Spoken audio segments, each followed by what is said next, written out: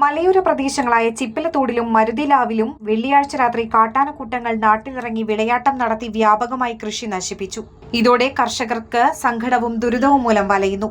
പലപ്പോഴും രാത്രികാലങ്ങളിൽ ആനകൾ കാടിറങ്ങിയുള്ള വരവ് ജനജീവിതത്തെ ദുസ്സഹമാക്കുന്നതായി പരക്കെ പരാതി. തെങ്ങ്, കൊക്കോ, ജാതി, വാഴ, കുരുമുളക്, റബ്ബർ, കവുങ്ങ് തുടങ്ങി ഒട്ടേറെ കൃഷികളാണ് ആനയിറങ്ങി നശിപ്പിക്കുന്നത്. വനംവകുപ്പിൽ പരാതിപ്പെട്ടിട്ടും നടപടികൾ സ്വീകരിക്കുന്നില്ല എന്നതാണ് കർഷകരുടെ വ്യാപകമായ ആക്ഷേപം. കഴിഞ്ഞ ദിവസം Jose എളുപ്പങ്കിൽ, Sunny പുള്ളാഞ്ചേരി, Benny Panakkal, Devasya Kulathingal, Muhammad Ali തൊന്തിയിൽ, Wilson പാലത്തടത്തിൽ, Joseph Kochupurakkal, Razak മലയപറമ്പിൽ, Peter അരങ്ങാണി, Puthenpurayil എന്നിവരുടെ വിവിധ കൃഷികളാണ് വ്യാപകമായി ആനകൾ നശിപ്പിച്ചത്. കോടഞ്ചേരി, നൂറാംതോട്, തുഷാരഗിരി, മുണ്ടൂർ, കണ്ടപ്പച്ചാൽ, ജീരകപ്പാറ, മഞ്ഞുമല, മുത്തപ്പൻപുഴ തുടങ്ങിയ ഭാഗങ്ങളിലും കാട്ടാനക്കൂട്ടങ്ങളുടെ വിളയാട്ടം കർഷകരെ ബുദ്ധിമുട്ടിക്കുകയാണ്. ചിപ്പിലത്തോട്, മരുതിലാവിൽ എന്നീ പ്രദേശങ്ങളിൽ ഇരുട്ടിന്റെ മറവിൽ കാട്ടാനകളുടെ വരവ് കർഷകരെയടക്കം ഉള്ള ജനങ്ങളുടെ ജീവന് പോലും ഭീഷണിയാണ്.